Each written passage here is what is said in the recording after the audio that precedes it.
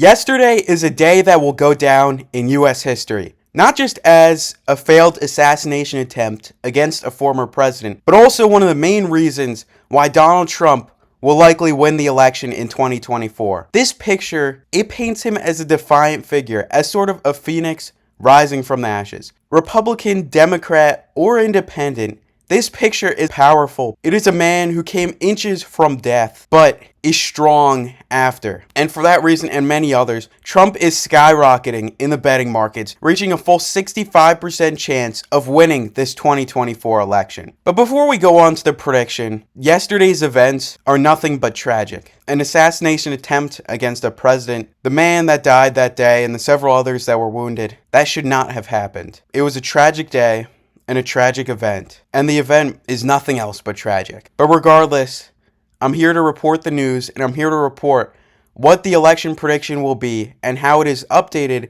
following that tragic event. So with that being said, let's start with the safe states for both candidates.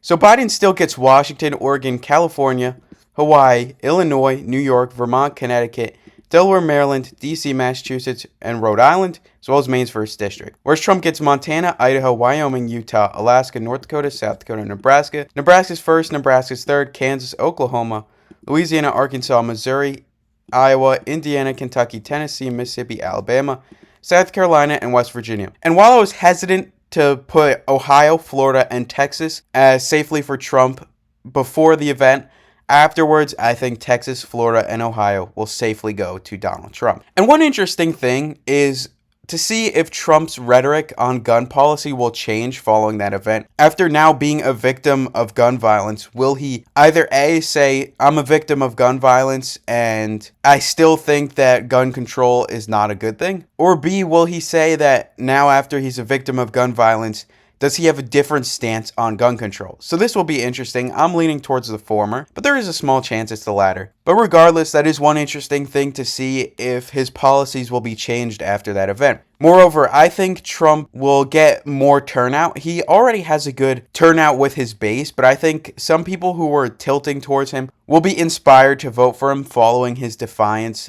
after the event. And I think some Kennedy voters will actually flip towards Donald Trump after seeing what happened, because it happened to Kennedy's father, and they may be inspired to vote for Trump after essentially seeing this picture, seeing Trump rising from the ashes, if you will. For that reason, Trump will probably flip maybe 1 to 2% of people, and every 1 to 2% has a significant impact on this election. So for that reason, let's go to some states, starting with Colorado. Colorado will go to Biden, but not by margins that it did back in 2020. So Colorado and New Mexico both went to Biden by over 10 percentage points back in 2020, but will barely go to Biden in 2024. Those states are states that used to be tilt states. They used to be states that were in Senate elections, presidential elections, etc., went to Republicans pretty often, sometimes more often than not, but now have gone to the Democrats. So for that reason, they are still going to Biden, as Trump can't completely flip these states, but Trump will flip them enough that they'll just barely go to President Biden. Additionally, he has over a 10% chance in both states of just winning them outright. So now we'll get to Virginia, the state where Glenn Youngkin won governor election in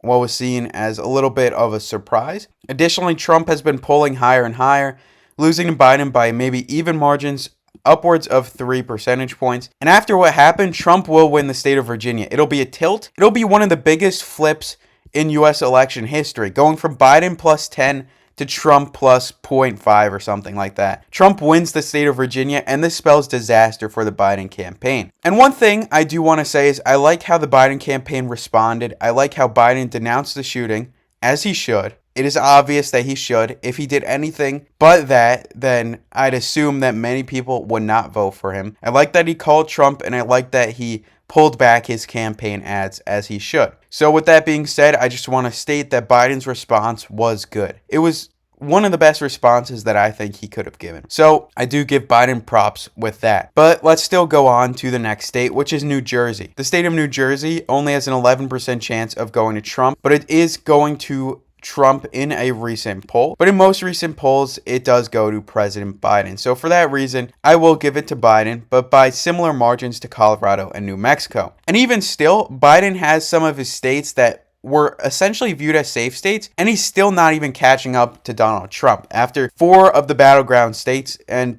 3 of them are going to him. So now let's go to the Northeast, where Biden typically wins. If he loses the Northeast, he loses this election. So let's go to New Hampshire. And New Hampshire is going to Donald Trump in recent polls. So this poll was in June, these were in May. This was the only poll post-debate, so we have to give New Hampshire to Donald Trump. So currently, Donald Trump is leading pretty significantly, but Biden may be able to pull it back slightly with Maine. The state of Maine only offers 2 electoral votes, but those 2 electoral votes can make all the difference.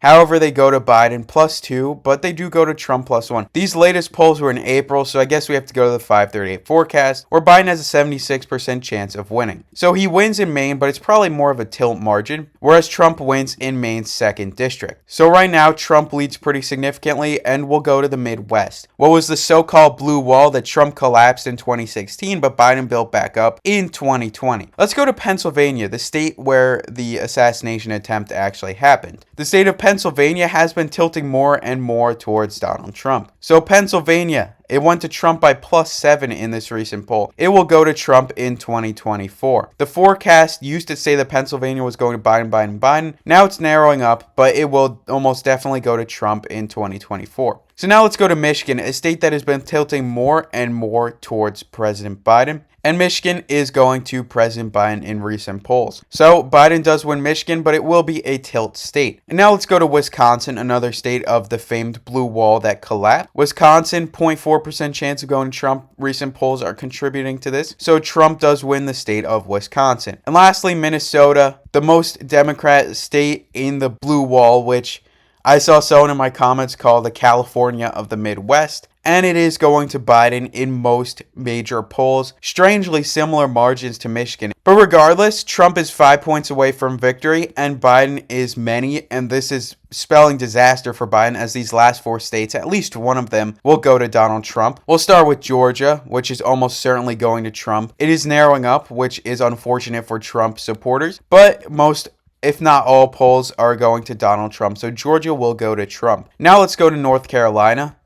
North Carolina is being negatively affected by Mark Robinson, the governor candidate, but Trump is still winning. And also, speaking of other candidates, I'm going to just say a bonus prediction. Donald Trump will likely pick his VP tomorrow, so stay tuned for that. And Nevada, so we get to the state of Nevada. And Nevada is going to Donald Trump. So Donald Trump brings his lead to 303 electoral votes. And lastly, Arizona, once home of John McCain, now one of Donald Trump's favorite candidates, Carrie Lake. And Arizona also goes to Donald Trump. Trump wins, and he wins Nebraska 2nd. He wins 315 to 223 against Biden. So Trump is just continuing his momentum, and he will win this election. So thank you for watching.